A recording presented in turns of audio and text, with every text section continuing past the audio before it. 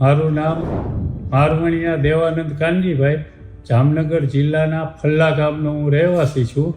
મને 2010માં પિત્તાશય પથરીનું નિદાન થયેલું, પણ તે દરમિયાન મેં કોઈ પણ પ્રકારનું તેમાં ધ્યાન આપેલ નહીં.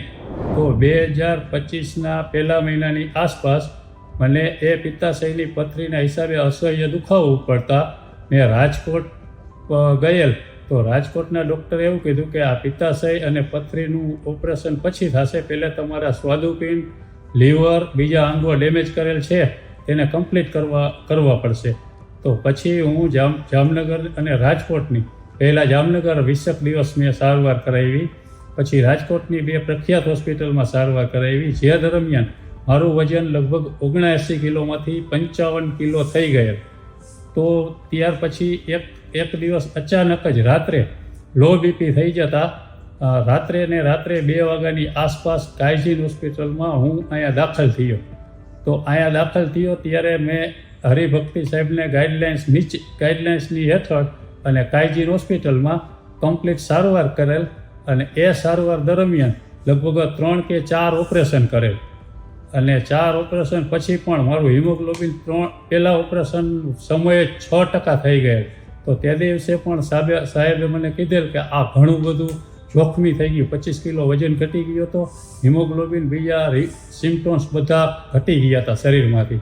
પણ સાહેબે પૂરી મહેનત કરી અને હોસ્પિટલના સ્ટાફે બધાએ કમ્પ્લીટ મને કરી દીધો.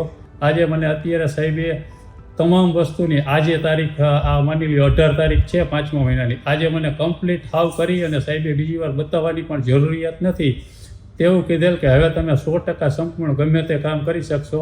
નહીંતર મેં એવું વિચારેલ હતું કે હવે લગભગ રાજકોટથી મને એવું કીધેલ હતું કે તમે 10%માં આવી ગયા, જીવો તો જીવો અથવા 10% તમારા ચાન્સ ગણાય.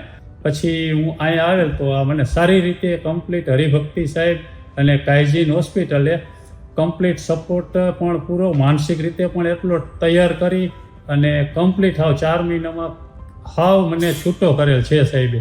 તેમજ સંજય હરિભક્તિ સાહેબનો એટલો બધો હું ઋણી અત્યારે બની ગયો કે મારે વહી જવાનું હતું અને છતાં સાહેબે મને જીવાડી દો એવું. એટલે સાહેબે જે મહેનત કરી, વચ્ચે 1-2 દિવસ તો એવું થયું, બીજું ઓપરેશન કર્યું તેથી સાહેબ બહાર જતા હતા અને શનિવારે મારું ઓપરેશન કરેલ હતું.